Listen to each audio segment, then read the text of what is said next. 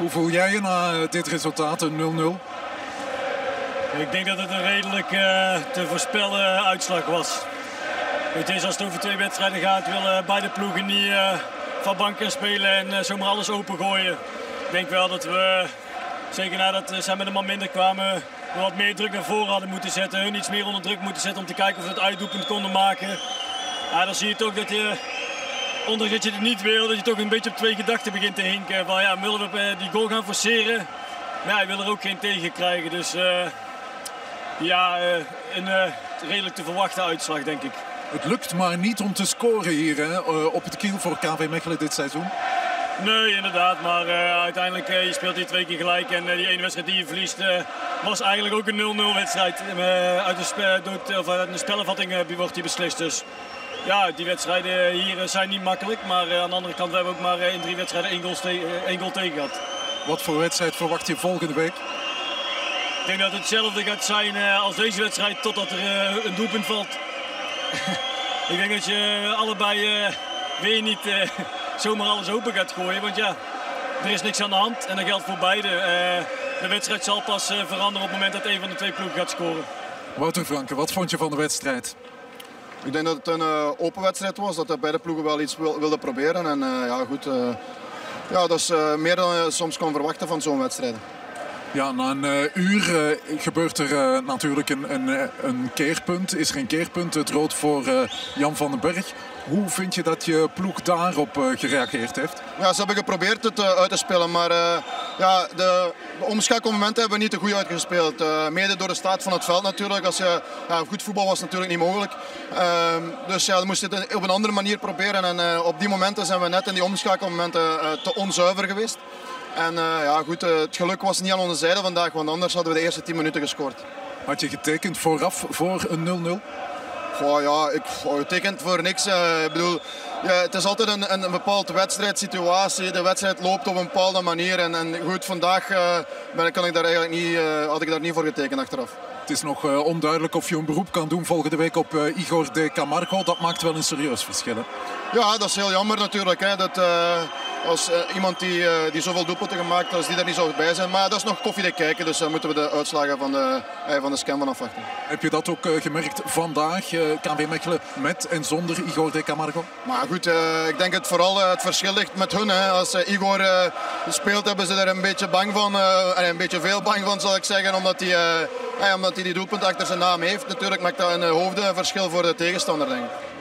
Oui, Mathieu Cornet qui est avec nous. Alors Mathieu, vous avez vécu la rencontre du banc dans un premier temps, une deuxième sur le terrain donc. Alors ça s'est passé comment pour vous d'abord? Toute première question. Voilà, je rentre assez tôt dans le match.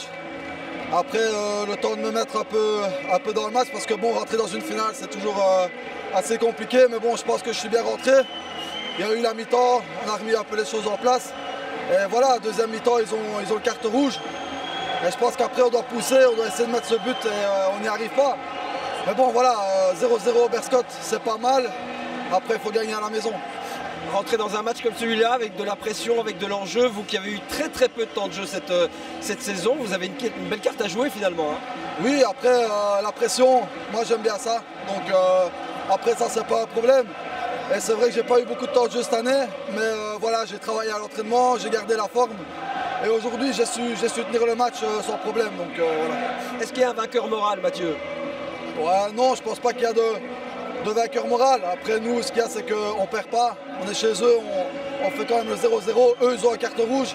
Donc, leur défenseur central titulaire d'habitude sera suspendu. Voilà, c'est à nous de faire les choses après pour pouvoir gagner à la maison. Alors, s'il n'y a pas eu de but, c'est aussi parce qu'il y a eu 2 bons gardiens aujourd'hui. Hein. Oui, ben voilà, je pense que c'est les 2 meilleurs gardiens de la série. Bon, après, je pense que notre gardien est meilleur que celui du Berscott, mais bon, voilà, ça c'est sûr qu'aujourd'hui, il y a eu des très bons arrêts.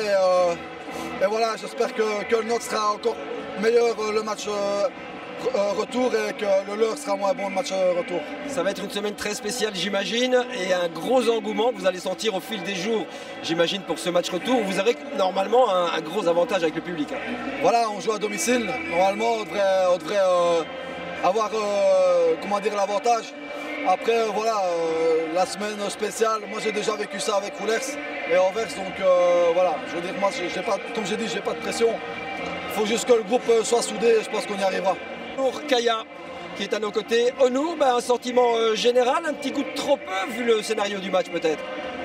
Ouais, certainement. Hein, quand tu vois le début de match qu'on fait, ça doit être 0-3, je pense. Hein, 3 grosses occasions, on ne les met pas. Dans des matchs comme ça, voilà, si tu marques en premier, c'est bien que tu auras encore plus d'espace. Après, je pense que 10 dernières minutes de la première mi-temps, on échappe quand même un peu belle, quoi, parce qu'il se crée aussi 2 grosses occasions.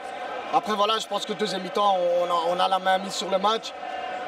Ils prennent un rouge. Après, je pense que voilà, on a mal négocié quelques ballons, quelques contres. Après, on se crée quand même 1 ou 2 grosses occasions. Encore un, je pense, mon coup franc sur la latte. On a encore un contre avec Storm face au gardien. Il la rate. Voilà, dans des matchs comme ça, tu dois planter. Il n'y a rien à faire. Mais bon, je pense que 0-0, c'est pas un mauvais résultat. Et j'espère qu'avec l'aide du public, la semaine prochaine, on va se donner à fond. Qu'est-ce qui explique que vous n'ayez pas profité de votre supériorité numérique? Je sais pas, voilà, on est un peu trop chaud, je pense. Des fois, on est un peu chaud boulette. La semaine passée aussi, je pense que voilà, c'était 0-1.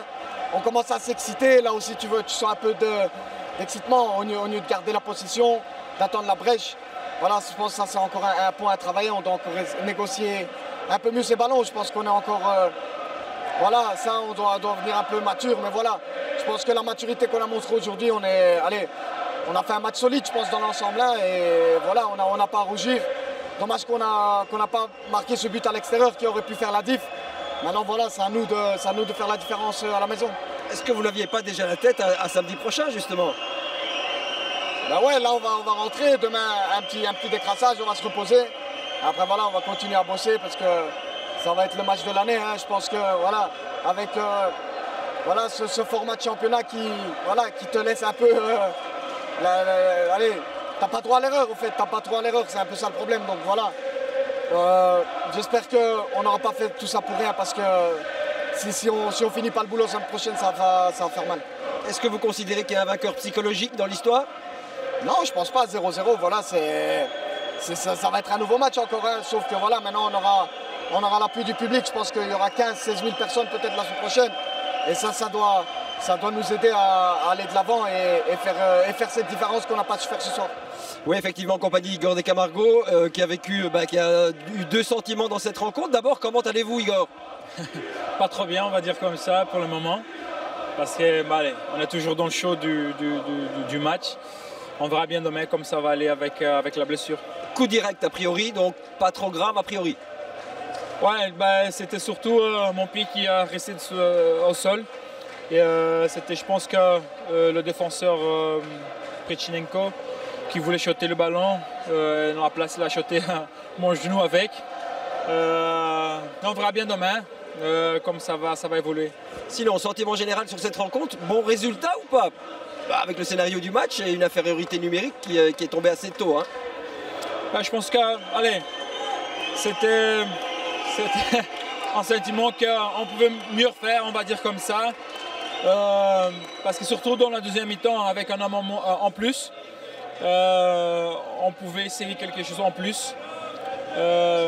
Mais je pense qu'on a pensé aussi, on a encore un match.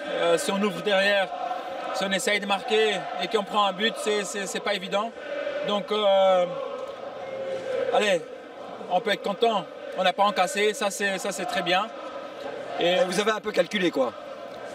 Je pense que c'est normal parce que comme on joue en 2 matchs et avec la vivacité des attaquants de Berscott qu'ils ont devant, c'est pas évident de laisser tout ouvert. Donc il faut rester bien concentré, il faut rester bien intelligent pour prendre cette rencontre à la maison.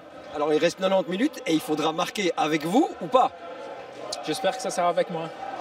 Chaud d'ambiance, j'imagine. Hein. Je pense que, jusque-là, il y a le supporter qui chante jusque maintenant. Et ça ne sera pas autrement chez nous. Ce sera un gros avantage quand même avec le public. Hein. On espère. Et j'espère qu'on est encore 100% motivé pour remporter ce titre.